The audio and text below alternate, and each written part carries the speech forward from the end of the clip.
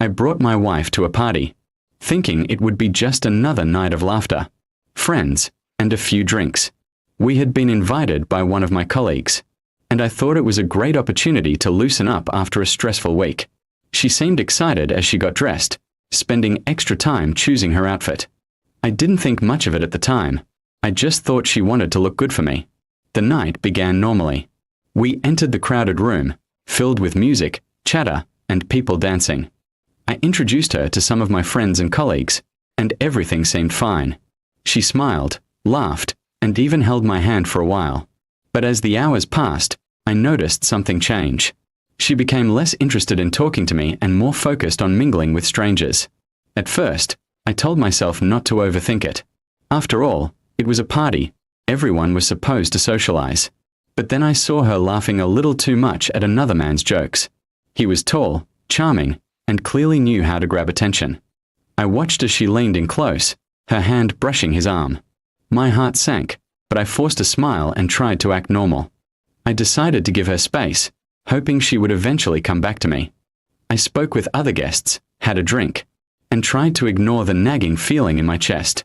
But every time I glanced across the room, there she was, laughing, talking, and slowly drifting further away from me. The man she was with didn't even glance in my direction. It was as if I didn't exist. As the night went on, she barely spent time by my side. When I asked her to dance, she said she was too tired, yet moments later, I saw her swaying on the dance floor with him. It was like a knife twisting in my chest. I wanted to confront her right there, but I didn't want to cause a scene. When the party began winding down, I expected her to finally return to me so we could head home together. Instead, she whispered something to the man and grabbed her purse. I followed her outside, only to see her walking toward his car. My blood ran cold. She didn't even look back at me. I called out her name, but she pretended not to hear. She slipped into his car as if I was a stranger. My hand shook, and my heart pounded in disbelief. People who had been leaving the party turned to look, some whispering, some avoiding my eyes. Shame and rage washed over me in waves. I stood frozen, unable to process what had just happened.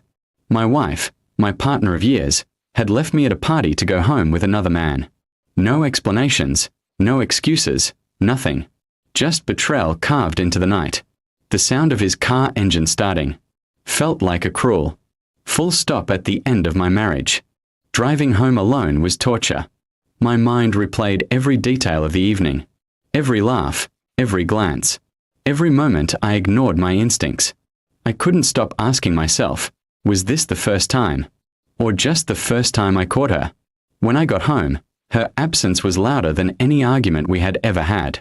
Her things were still there, but it already felt like she had chosen another life.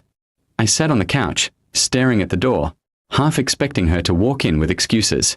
She never did. The next morning, she came back as if nothing had happened. Her calmness was chilling. She told me she needed freedom, and that last night made her realize. She wanted something different. She didn't apologize. She didn't even look guilty. She simply admitted it like she had rehearsed it for weeks. I felt my world collapse. Years of love, trust, and loyalty meant nothing to her. I had been blind, convincing myself our marriage was solid when in reality, it was already cracked. All it took was one party to shatter the illusion completely. I realized then that betrayal doesn't just break your heart, it changes who you are. I wasn't the same man I was before that night. I had loved her deeply, but love alone couldn't fix what she had destroyed. Trust, once broken, never returns the same. In the days that followed, I made the hardest decision of my life. I filed for divorce. It wasn't out of anger, it was out of self-respect. I couldn't keep living with someone who had shown me so clearly that my feelings meant nothing. Her betrayal taught me a painful but valuable lesson. Sometimes the person you trust most is capable of hurting you in the deepest way. And sometimes, the only way to survive that kind of pain is to let them go forever.